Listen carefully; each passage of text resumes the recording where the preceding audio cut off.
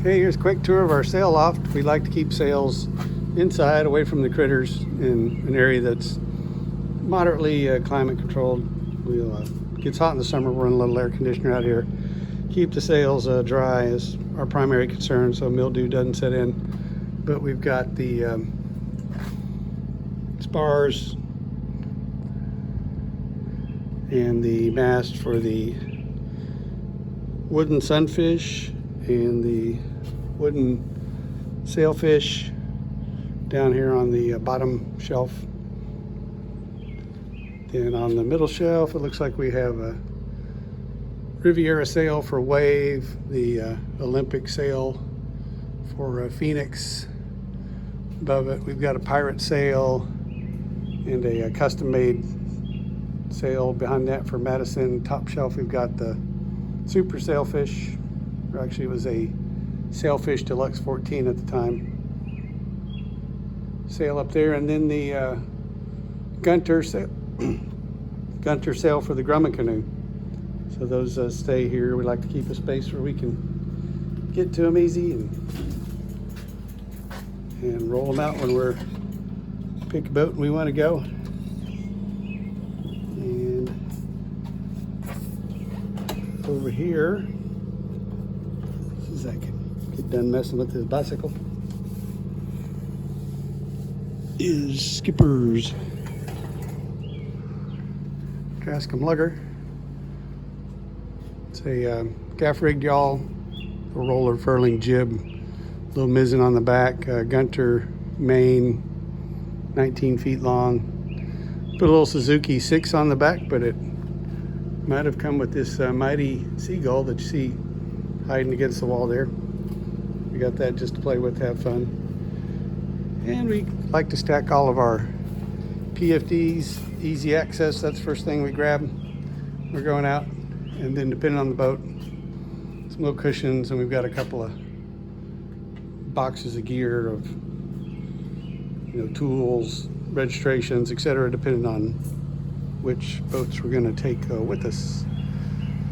So that's the sail loft. There's the boat works. There's the alcove. And then over here is St. Jacques with their repaired cover. Just gonna hang out in the sunfish shack. See if we can hear or not. Get her back in there.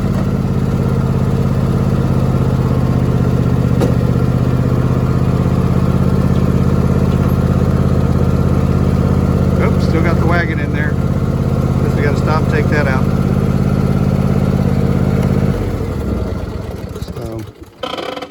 We had a few doing TETRIS is what we call it, moving boat parts around. Had some spare, mostly Alcort bits out here, and those are going to go into our new Alcort alcove. Got some both vintage Super Sailfish handrails and some new that we cut out of Cypress. So if y'all are in the market for anything like that, you can holler at us. We can set you up. And then we got a whole assortment of rudders here. You got the elephant ear. Looks like that would have gone on an older. It's got the longer tiller, so maybe on a Sailfish 14. And then we got the whole array of wooden dagger boards, starting with the little 31-incher. that came on the early wooden boats, and then they bumped up to the one next to it. They can't really see it. 39 inches spoon tip. Then we've got a couple in the middle. You can kind of see the shaved edge on these boards that they called shadow boards, because they took this wider spoon tip board and then they shaved one of the edges off, so it became a shadow of its former self.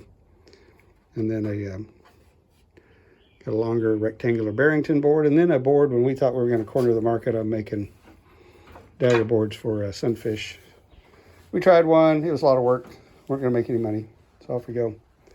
And then here's some of the tillers. You see some longer tillers, and then see some shorter tillers. Those shorter tillers probably went on the 12-foot standard sailfish.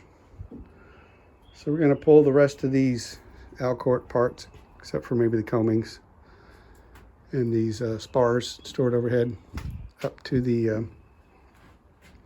Alcourt alcove. Hidden in the back over there, the hard to find rudders for the catfish. And then we've got a set of foam blocks from a boat that was a hurricane salvage. So if you're ever needing measurements for blocks, we can provide those. And I think if we had to put blocks in a boat today, what we would do is go buy the pink Owen Corning closed cell foam, cut it to shape, and then probably wrap it with who knows what. You can be creative and come up with some type of, I was thinking HVAC tape or some other type of, you could glue the blocks together with some of that PL Marine, that liquid nails type of stuff, and then tape them. Maybe you drive some dowels through them and tape them all out, get your block form. And you would have closed cell flotation foam to put in there, because it's pretty much impossible to find that extruded polystyrene in affordable sizes other than in the pink Owens Corning foam. So here's back out a little bit. Here's a wave in the middle, 1965. And then to the right on the bottom is 1982 Phoenix with the red and blue stripes. And then above it's 1981 Madison with kind of the teal green stripes on the skipper's patented sunfish hoist. And then if anyone's looking over here, noticed here are parts for a cat boat we are wanting to build. We've got the keel and the deadwood.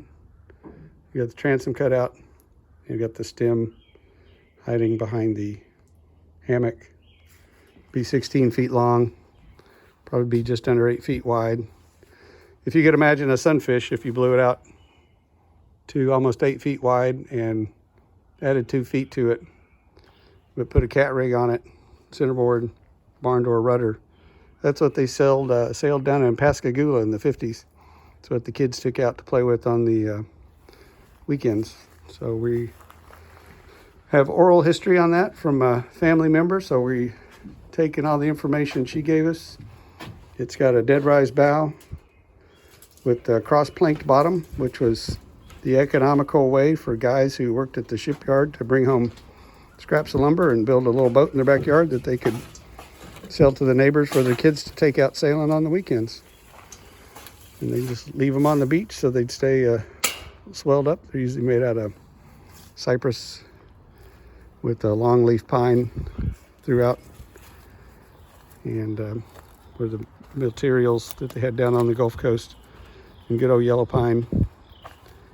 And Margaret's the lady's name, that she had a little boat, and we're trying to recreate it from her memory as best we can, but the move slowed us down a little bit.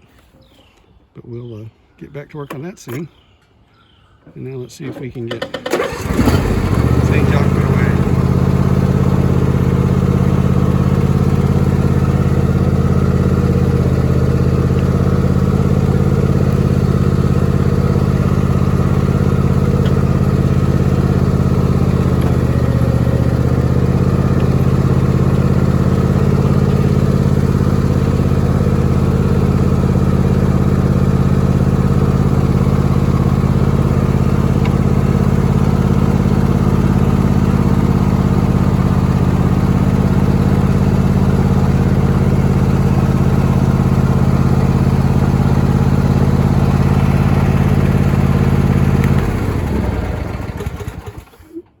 Well, that just about completes that evolution. We started about a week and a half ago to get St. Jacques away from the carpenter bees and get her inside stored for a little bit while we could get her cover repaired. So that's finished.